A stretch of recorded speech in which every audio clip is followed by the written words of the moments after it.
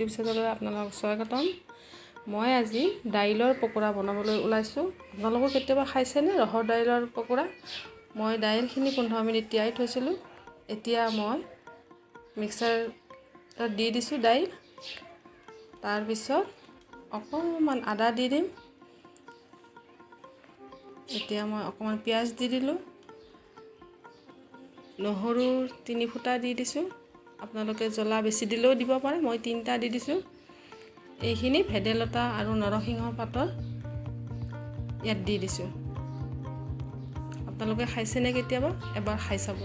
নৰসিংহ আৰু ভেদাইলতা আৰু ৰহৰ দাইলৰ পকোৰা। এইখিনি মই মিক্সাৰ গ্ৰাইণ্ডাৰত গ্ৰাইণ্ড কৰি ল'লোঁ। হৈ গ'ল। এতিয়া এইখিনি গ্ৰাইণ্ড কৰা হৈ গ'ল। গ্ৰাইণ্ড কৰা হৈ গ'ল। এইখিনি মই এখন বেলেগ পাত্ৰত এতিয়া ঢালি ল'লোঁ।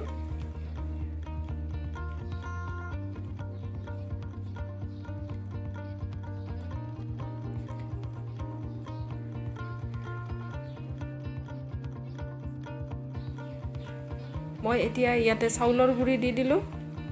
চাউলৰ গুড়ি দিলে পকোৰাটো খুব ধুনীয়া হয়। সোৱাদ অনুসৰি ইয়াত নিমখ দি দিব।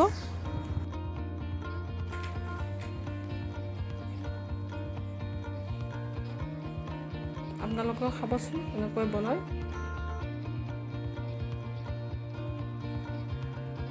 এই পকোৰাটো খুব টেষ্টি হয় আৰু পেটৰ কাৰণে খুব ভাল হয়।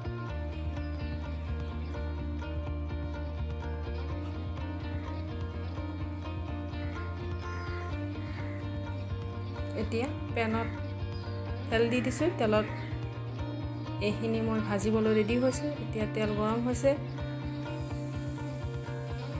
ইয়াত মই মিঠাতেল দি দিছোঁ। এয়া পকোৰা দি দিছোঁ ইয়াতে।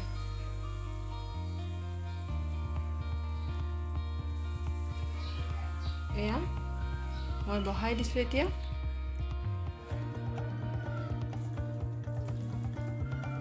আপোনালোকেও এনেদৰে খাই চাবচোন। এইটো ভাতৰ লগতো খাব পাৰি, চাহৰ লগতো খাব পাৰি। আপোনালোকৰ ভাল লাগিলে এইটো লাইক কৰিব, শ্বেয়াৰ কৰিব, ছাবস্ক্ৰাইব কৰিব।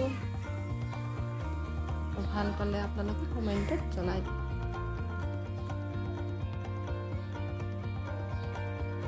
হৈ গ'ল এতিয়া পকোৰা ৰেডি।